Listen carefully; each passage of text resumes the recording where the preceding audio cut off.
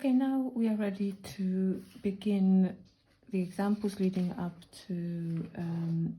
to exercise 1b. So the second section talks about multiplying and dividing complex numbers. So last year you learned how to add and subtract complex numbers and multiply by a scalar.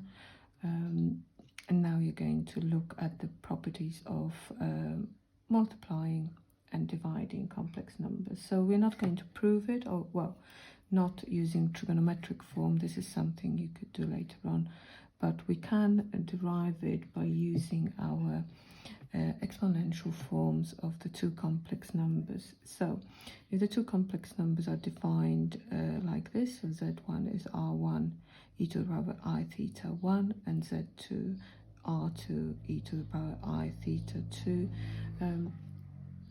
multiplying the two numbers, you could see that you're going to get a very nice and neat result. Okay, so if you could see, using the properties of multiplying four numbers, if you like, you can, it's multiplication, you can just put r1 times r2 e to the power of I, and then theta 1 add theta 2. So when you multiply the two numbers that are raised to the power the same base, you add the powers. Okay, so this is the first result which you need to remember. So I thought, just for this example, I'm going to show you straight away how you can imagine it behaving on an Argand diagram. If you plot the two numbers, here is your z1 with the argument theta 1 and z2 with the argument theta 2. So when you multiply the two numbers, effectively you are going to get another complex number, which is going to be z1, z2, with that length of the red line is going to be whatever you get by multiply these two lengths. Now I've drawn it so it's slightly bigger than the two of them. It could very well go smaller if it's one of them is less than 1, so you've got decimal multiplication. Nevertheless, the overall argument of the resulting complex number z1, z2, you're going to get by, imagine shifting your theta 2, this angle here has to be theta 2, because you're going to get the argument of theta 1 at theta 2. Okay, so it's as if you are going to rotate all together through the angle theta 1 at theta 2. Okay, so I just thought it would be a nice thing to see visually. Okay, so over here you're going to do a similar way.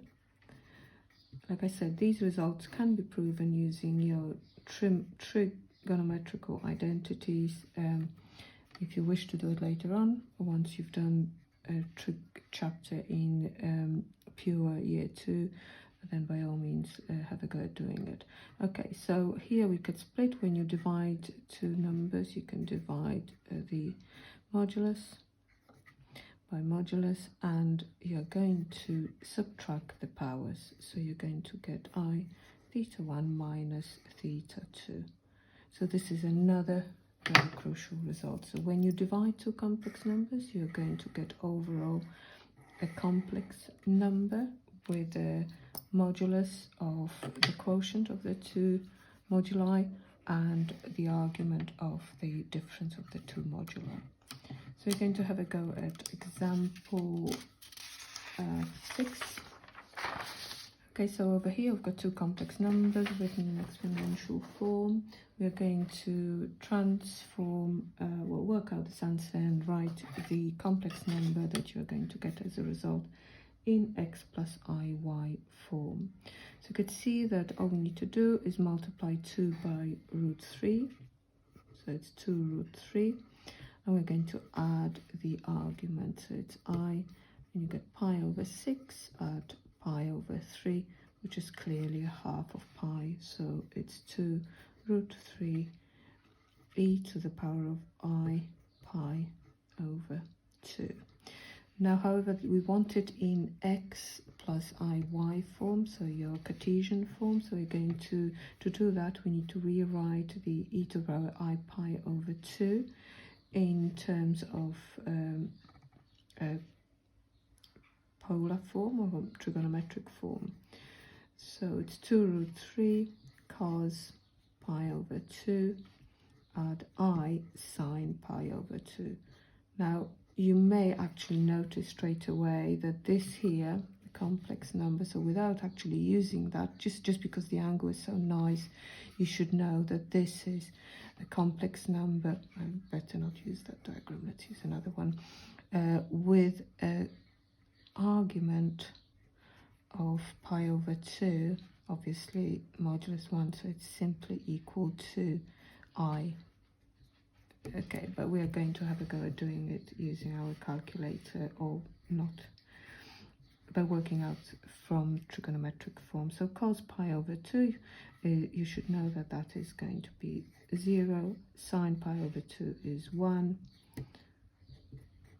So multiply it out and you're going to get, obviously this is going to be what I said, this is I, as I mentioned, but it's 2 root 3i, because the modulus was 2 root 3.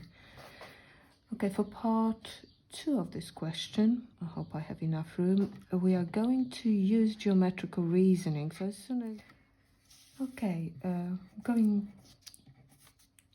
through example 6, part B. Okay, so here the question asks you to, given that a complex number z is 2 plus 2i, imaginary part of the product of a complex number z and another complex number, they called it w, is equal to 0, and the modulus of the product is equal to 3 times modulus of z, we've got to use geometrical reasoning to find 2 possibilities for w, giving our answers in exponential form. So first of all, geometrical reasoning, that invites you to draw the diagram, and even if it doesn't say geometrical reasoning, it's always a very good idea to draw a diagram for yourself so you can always have a picture in your head or in front of you. So here, another important thing here is that the complex number zw, so the product of z, which we know what it is, and 2 plus 2i, by another complex number w, the imaginary part is 0. Let's just think very carefully what this means, and you will see as a result that you really should remember. So if you have an imaginary number of, I don't know, another complex number, let's say a plus ib, okay, and we know if I choose a complex number a plus ib and I tell you, can you please tell me what imaginary part of that complex number is, you would say it's simply b. Now they tell us that that is equal to 0, so really what we have got, this complex number, if that part is equal to 0, this must be just simply a. So what they are saying to us, that if a complex number has imaginary part equal to 0, then the actual complex number is real only. So this must be on the real axis. So this does not have imaginary part, because, well, imaginary part is equal to 0. So this is a really important thing to understand, concept to understand. So first of all, let's just jot down the key facts about our complex number z. 2 plus 2i, if I think about it, 2 plus 2i, you go 2 across, 2 up. I don't need to do any trigonometry to work out that this angle here is pi over 4. So this argument of that number is pi over 4. Also, the modulus of z, So let's put argument of z is pi over 4. Modulus of z is 2 squared plus 2 squared, square rooted. So it's root 8 in case we need it, which is 2 root 2 if you wish to simplify it further. Okay, so we need to now deduce some information from this fact. So remember, when you've got two complex numbers and you multiply them, then the modulus, if you look at that here, if I said what would be the modulus of the product of these two numbers, I'll be asking you the modulus of this. So the modulus of those complex numbers is simply R1 times R2. So it's effectively z modulus of z1 multiplied by modulus of z2. So let's just jot it down. This is something you need to remember. It's simply your R1 multiplied by R2, which we'll just leave it in this form. So what can we deduce from that? So if we split this into modulus of z multiplies by modulus of w, if you can divide by modulus of z, both sides, you have modulus of w is equal to 3. Okay, so what do we need to realize over here? That a complex number w has got modulus of 3, so we already have its r value.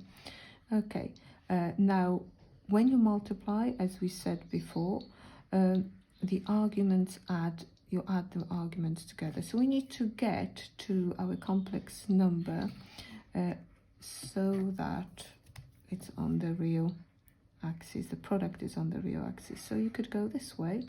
So you can add 3 pi over 4, your 135 degrees. So in order to fall onto the real axis, you must have multiplied by a complex number with an argument of 3 pi over 4. So argument of our complex number w could be 3 pi over 4, and you rotated it clockwise, anti-clockwise, so it's positive. Now if you could also have rotated it anti-clockwise, so this way, this is minus pi over 4. Okay, so in order to get to the real axis, you must have done either the turn anti-clockwise through 3 pi over 4 or clockwise pi over 4. Okay, so that the question asks you to give the answers in exponential form. So our w has got the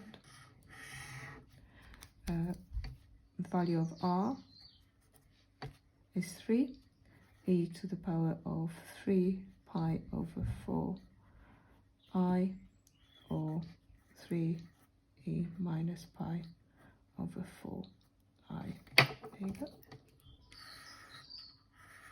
So that is example 6. Last example from this section is example 7, and here we've got clearly division, and we've got to write it in exponential form, the overall result. So this is really simple.